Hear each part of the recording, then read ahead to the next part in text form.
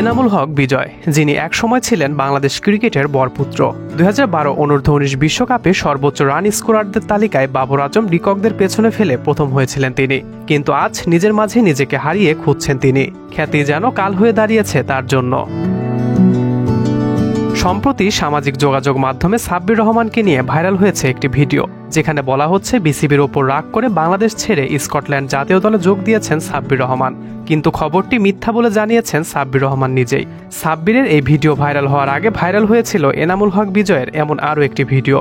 সেই ভিডিওতে বলা হয়েছিল এনামুল হক বিজয় নেপাল জাতীয় দলে যোগ দিচ্ছেন। মূলত গত বছর এশিয়া কাপের দল থেকে বাদ পড়ায় এমন একটি ভিডিও প্রকাশ করা হয়েছিল। তবে সেই ভিডিও প্রসঙ্গে বিজয়ের কাছে জানতে চাওয়া হলে তিনি জানান সম্পূর্ণ খবর ভিত্তিহীন। অনলাইনে সস্তা সাংবাদিকরা অ্যাটেনশন পাওয়ার জন্য এমন কাজ করছে। দেশের মানুষের কাছে আমার অনুরোধ এসব নিউজ যেন শেয়ার না করে।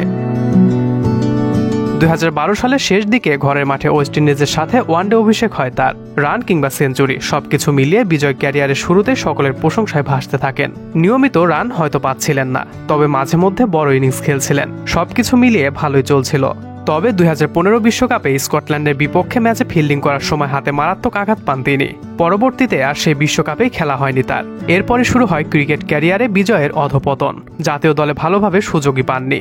তবে মাঝে মধ্যে জাতীয় দলে ফিরলেও নিজেকে মেলে ধরতে পারেননি তিনি।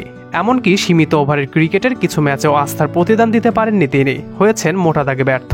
ঘরোয়া ক্রিকেটের সাম্প্রতিক পারফরমেন্স একেবারেই যাচ্ছে তাই, কিছুতেই যেন কিছু হচ্ছে না। দলে তাই সুযোগও পাচ্ছেন না বিজয়। তবে বিজয় এই অফ ফর্ম কাটিয়ে দ্রুতই ফিরবেন এমনটাই প্রত্যাশা।